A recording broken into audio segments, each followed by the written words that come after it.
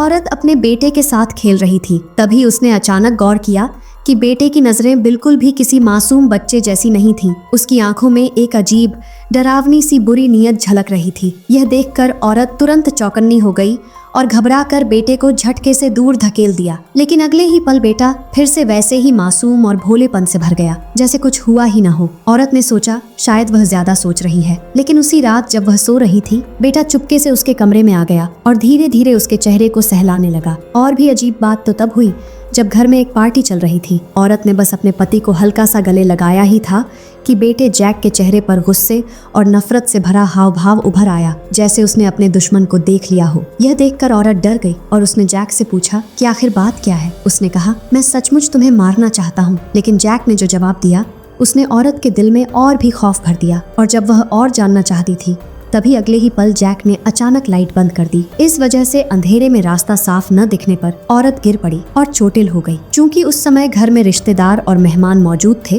उसने उसी वक्त जैक से कुछ नहीं कहा। लेकिन अगले दिन जब उसका पति दफ्तर चला गया, तब औरत ने सोचा कि अब जैक से अकेले में बात की जा सकती है। वह जैक के कमरे की तरफ जाने ही वाली थी कि तभी पियानो बजाते वक्त उसका हाथ कट गया। गौर से देखने पर पता चला कि पियानो की कीज पर किसी ने ब्लेड रख दिया था। यह देखकर औरत को शक हुआ कि यह जरूर जैक की शरारत होगी। गुस्से से उसका चेहरा लाल हो गया। लेकिन वह जैक को ढूंढ ही रही थी कि तभी तहखाने से जैक की मदद की पुकार सुनाई दी। बिना कुछ सोचे समझे औरत तुरंत तहखाने में उतरी तो देखा कि जैक कोने में गिरा पड़ा था और उसके हाथ पांव ठंडे थे। औरत को लगा कि बेटे को तेज बुखार हो गया है। उसने तुरंत उसे गोद में उठाकर कमरे में लिटा दिया और घबराकर बुखार की दवा ढूंढने लगी। तभी दवाइयाँ खोजते खोजते उसने दराज में अपनी वो कपड़े देखे जो कुछ दिन पहले रहस्यमय तरीके से गायब हो गए थे। लेकिन उस वक्त हालत नाजुक थी, इसलिए औरत ने ज्यादा नहीं सोचा और तुरंत थर्मामीटर लेकर जैक के पास पहुंची। तभी उसने देखा कि जैक अपने मुंह से कुछ अजीब और अस्पष्ट बातें बड़बड़ा रहा है। औरत झुककर ध्यान से सुनने ही वाली थी कि अगले ही पल जैक ने अचानक आंखें खोल दी। ये सब घटनाएं मानो औरत को साफ बता रही थी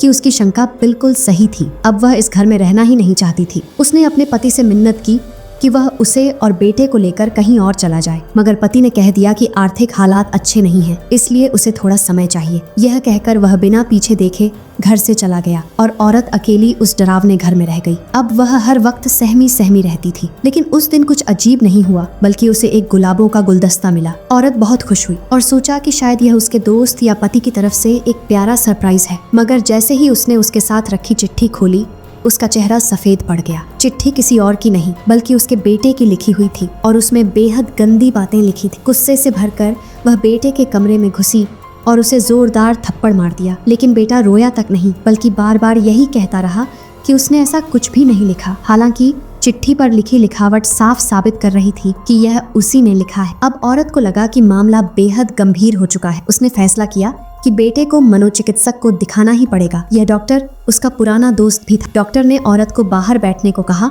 और अकेले ही बच्चे से कई तरह के टेस्ट किए। लेकिन जो नतीजे सामने आए उन्होंने औरत को चौंका दी। बच्चे में जरा भी मानसिक समस्या नहीं थी। वह बिल्कुल स्वस्थ था, हंसमुख और सामान्य बच्चों की तरह। बल्कि डॉक्टर के मुताबिक असली समस्या औरत के साथ थी, क्योंकि बच्चे की बनाई तस्वीरें साफ दिखा रही थीं कि औरत को लंबे समय से प्यार और देखभाल नहीं मिली थी, जिससे बच्चे को सुरक्षा की भावना कम हो गई थी। यह सुनकर औरत खुद भी कुछ पल के लिए चुप हो गई। उसे लगा जैसे सच में वह अब कोई बहाना भी नहीं बना सकती। डॉक्टर ने उसकी हालत समझी और उसे तसल्ली देते हुए कहा, तुम्हारा पहला पति अब इस दुनिया में नहीं है। वह तुम्हें अब कभी जबरदस्ती नशे में नहीं धकेलेगा। तुम आजाद हो। डॉक्टर ने उसे समझाया, अब तुम पूरी तरह से आराम कर सकती हो। जरूरत नहीं कि हर पल तनाव में रहो। परिवार के साथ शांति से जीवन का आनंद लो। यह कहते हुए उसने औरत को कुछ दवाइयाँ भी दी, जिससे उसका दिमाग शांत रहे और बेचैनी कम हो। लेकिन जब औरत घर लौटी और दवा खाने की कोशिश की तो डिब्बा खुल ही नहीं पाया। उसने पूरी ताकत लगाई,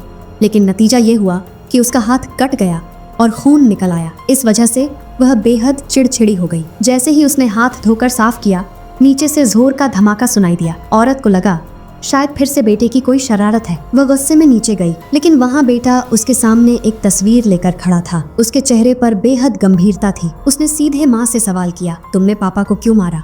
औरत ने बिना सोचे वह तस्वीर ले ली, लेकिन जैसे ही उसने उस पर नजर डाली, उसकी आंखें धुंधली होने लगी। उस पल उसे ऐसा महसूस हुआ जैसे सामने वही शैतान खड़ा है, जिसने उसे कभी अंधेरे और डरावनी जिंदगी में धकेल दिया था। डर और गुस्से से भरकर उसका दिमाग जैसे काबू खो बैठा। उसने पास ही रखी एक छुरी उठा ली और उस शैतान का गला काट दिया। पिछले सारे डरावने वाकये अचानक साफ साफ उसकी आंखों के सामने आने लगे। उसे लगा शायद इतने दिनों से जो कुछ हो रहा है वह दरअसल उसी शैतान की आत्मा है जो वापस आकर उसे सताना चाहती है। अब उसका मानसिक संतुलन पूरी तरह बिगड़ चुका था। वह और ज्यादा घबराने लगी, लेकिन ठीक उसी वक्त उसका पति घर लौट आया। उसने औरत को शांत करने की कोशिश की और धैर्यपूर्वक उसे समझाया। उसने कहा, ये सब तुम्हारी गलती बिल्कुल नहीं है। लेकिन औरत अब किसी भी तसल्ली की बात सुनने की हालत में नहीं थी। पति असहाय हो गया। उसने वही छोटा दवाइयों का शीशा निकाला और कुछ बूंदें पानी में डालकर औरत को पिला दी। उसे बिल्कुल अंदाजा नहीं था कि बेटा पहले ही उस शीशे को बदल चुका है। उसमें अब नींद की दवा नहीं बल्कि तेज असर करने वाला उत्तेजक जहर भरा हुआ था। पति ने बेफिक्री से औरत को पूरा गिलास पिला दिया और कहा, अब तुम आराम करो। लेकिन आराम करने के बजाय औरत सीधे तहखाने में चली गई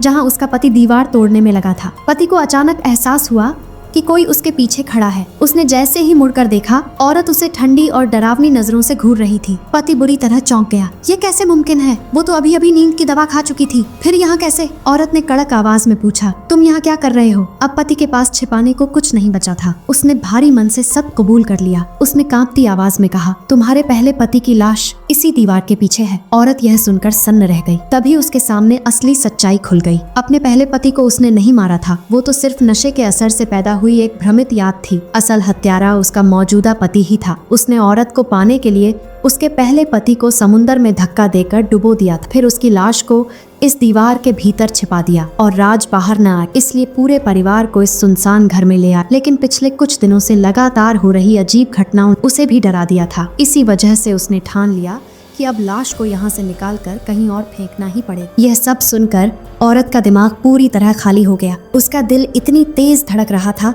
मानो फट जाएगा। लेकिन पति अपनी बकबक में लगा रहा। मैंने ये सब तुम्हारे लिए किया है, सिर्फ तुम्हारे लिए। उसकी बातें औरत के कानों में हथौड़े की तरह बज रही थीं। अचानक उसका संयम टूट गया। उसने पास ही रखी कुदाल उठा ली और पति की हत्या करने के बाद औरत ने उसका शव भी उसी दीवार में छिपा दिया। फिर उसने एक तेज छुरी उठाई और अपने ही गले पर चला दी। फिल्म का अंत में लड़का अकेले डाइनिंग टेबल पर बैठा है। सामने ढेर सारे स्वादिष्ट पकवान सजाए गए हैं। वह उत्साह से बगल में खाली जगह की ओर देखता है और कहता है, अब हम आगे क्या खेलेंगे? जैसे ही उसके शब्द पूरे होते हैं, पास रखा झूला बिना हवा के अपने आप हिलने लगता है। लड़का यह देखकर तुरंत समझ गया। वह मुस्कुराया और झूले को धीरे धीरे झुलाने लगा।